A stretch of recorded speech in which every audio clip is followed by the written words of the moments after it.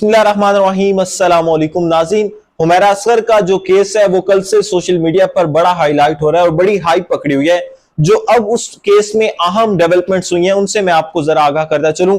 पहले जब ये कल जो मेडिकल टीम वहां गई है, जो उन्होंने मेडिकल टीम के मुताबिक जो कल उन्होंने कहा है कि हुमैरा असगर की जो लाश है वो 1 माह पुरानी है, लेकिन अब जो अहम डेवलपमेंट्स हुई है उनसे जरा मैं आपको आगाह करता चलूं कि अभी कुछ टाइम पहले उसी मेडिकल टीम की जानिब से कहा गया है कि जो हुमैरा असगर की लाश है वो 6 माह पुरानी है, यानी अक्टूबर 2024 से हुमैरा असगर का जो राबता है अपने आसपास लोगों से, अपने फ्रेंड से, उनका जो फ्रेंड सर्कल है उनसे राबता मुनक़ता हो गया था अक्टूबर 2024 से। उसके बाद के इलेक्ट्रिक की जानिब से अक्टूबर 2024 को हुमैरा असगर का जो फ्लैट का मीटर है उसका कनेक्शन भी मुनक़ता कर दिया गया था कि इलेक्ट्रिक की जानिब से। उसके बाद मैं आपको बताता चलूं कि जो फ्रिज में पड़ी चीजें हैं, जो मेडिकल टीम वहां गई है उन्होंने शवाहिद इकट्ठे किए हैं, जो फ्रिज में पड़ी चीजें हैं उनकी जो एक्सपायरी डेट है वो भी खत्म हो चुकी है।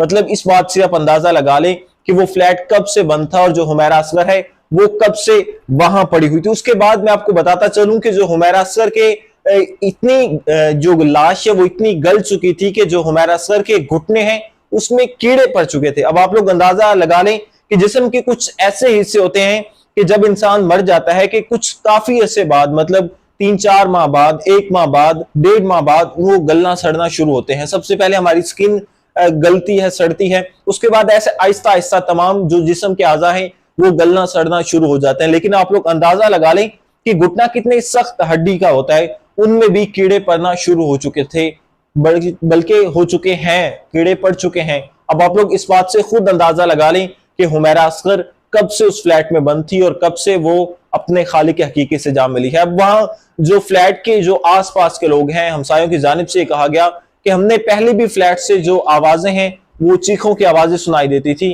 तो ये अहम पेशरफ्त है जिससे मैं आपको आगाह कर रहा था।